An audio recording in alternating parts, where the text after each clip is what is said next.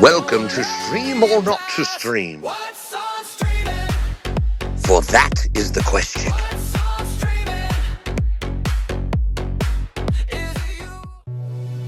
Hey folks, we're going to start off with Netflix. One of my favorite films. This is True Romance, a Quentin Tarantino script turned into a Tony Scott film that is one of my favorites from the 90s.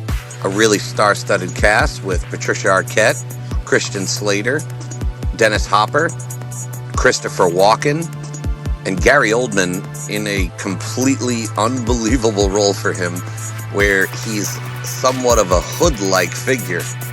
This was early on in Quentin Tarantino's career, and it's where you could really see where he shines in those long moments of dialogue, especially between two people. And he also doesn't shy away from really uncomfortable moments, especially the moment between Dennis Hopper and Christopher Walken. Christopher Walken as a Sicilian crime boss, and Dennis Hopper as a father trying to buy time for his son. And you can also spot some future stars in Chris Penn and a very young James Gandolfini before his Tony Soprano fame. This movie is ultimately about survival and trying to get through tough times together, especially as a loved couple. This movie often gets lost in the shuffle of great 90s movies. Definitely check this one out, a hidden gem. This week on Hulu, check out Code 6. This was another hidden gem movie from last year that I really loved, starring Rainn Wilson. I know I have a lot of followers and friends who are either first responders or in the medical field themselves. And if you are, you will love this movie.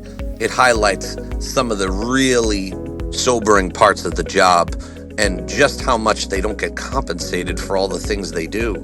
And what I like is, instead of leaning towards the macabre and all the terrible things that happen, which they do, they lean more to the humor of it and how to get through it and how these people go day to day without losing their minds. Lil Rel Howley and Rainn Wilson have great chemistry together in this film, and it shines throughout. They're truly funny, with some really uncomfortable moments that they can bring some levity to. It's a movie that I think at its heart is a love letter to anyone who's a first responder.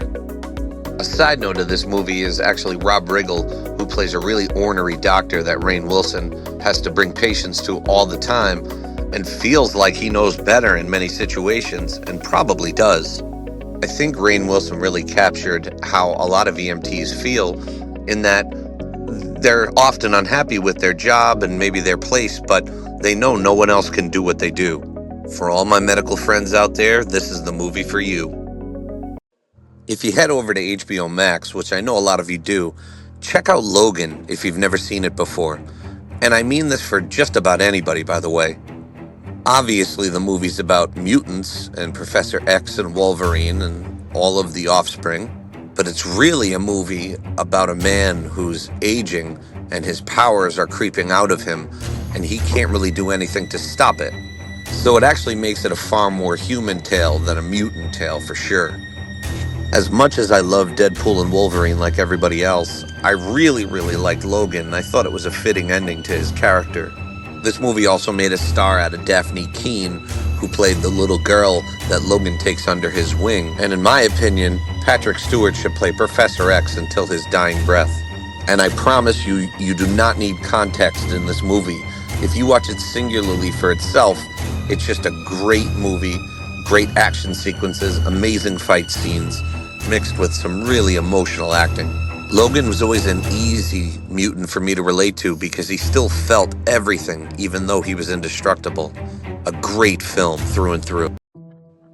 You don't exactly think at Disney Plus to put out something that's edgy enough as The Punisher, but they do, in a relatively short film at 52 minutes, and they cover the events after what the Punisher has gone through over his various seasons and other seasons of Marvel work. Jon Bernthal is the Punisher. He was so born to play Frank Castle, it's insane. If anything, this is finally the movie that tells you why he stays on in the comic books and continues to fight crime, even though he's sort of gotten back all of his vengeful moments. How he finds a new motivation, and eventually you'll see him in the Spider-Man movies.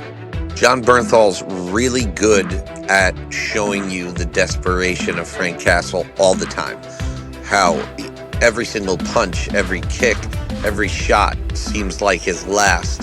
The guttural scream that he makes when he's attacking somebody. It's something that John Bernthal has really perfected. And it shows that even at this point, he's haunted by not just the deaths of his wife and children, but the deaths of all the people he's known over the years that have helped him, and how badly he feels responsible for all of it. A nice quick watch that you can throw in on a weekday.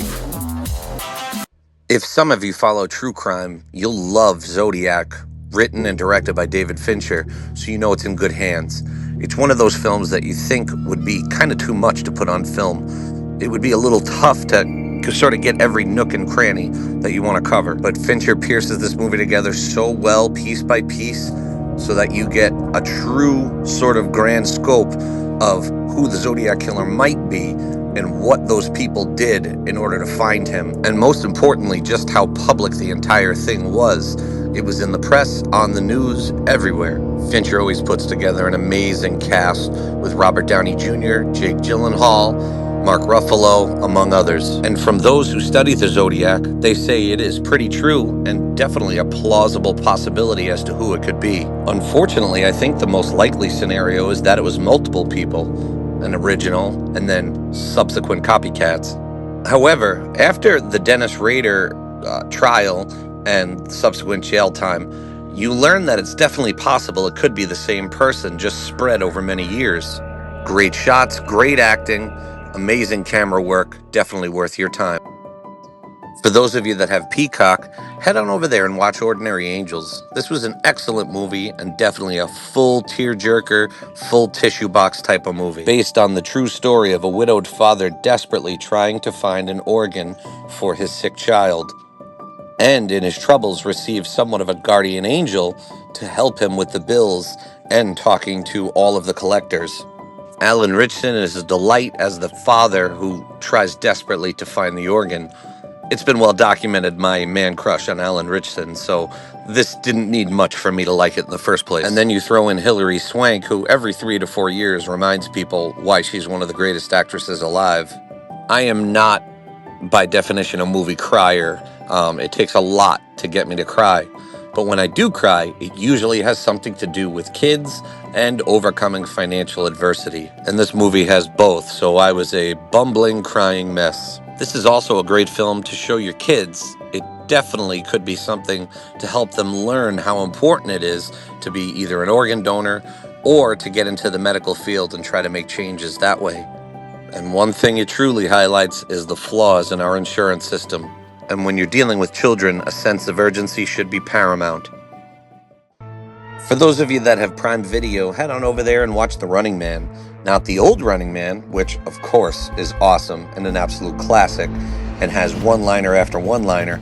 Watch the new one that came out last year, 2025. I, for one, was glad it didn't go shot for shot from the original and actually stayed true to the novel from Stephen King. Big ups to Glenn Powell leading the way, with Coleman Domingo and Josh Brolin supplying the villain leads. While there's no reality show where people are actually dying, they certainly get in danger, but they're not dying. But all the same tactics apply. They're always going to lean into things that are going to cause more conflict and more questions. And for those of you that are just nostalgic for the last one, there are definitely some very cool nods to the original. Even currency with Arnold's face printed on front. I feel as though also the danger is definitely upped in this one because he's in the general population who are all trying to get him, as opposed to just certain assassins, and those exist as well. The aspect of danger around every corner is always something that plays well on film. And also, it added that sort of bonus element of family. He was fighting for something, where Arnold in the original really wasn't fighting for anything but himself. Glenn Powell has really sort of overcame what I thought of him over an extended period of time being in rom-coms and stuff to turn into a pretty decent action actor and someone who's versatile and can be in just about anything. I see a lot of glimpses of Tom Cruise in him, which makes him a natural movie star, worth every minute of your time. I hope you guys take my advice, and thanks for watching. Make sure you like and subscribe, and check in for new videos every week.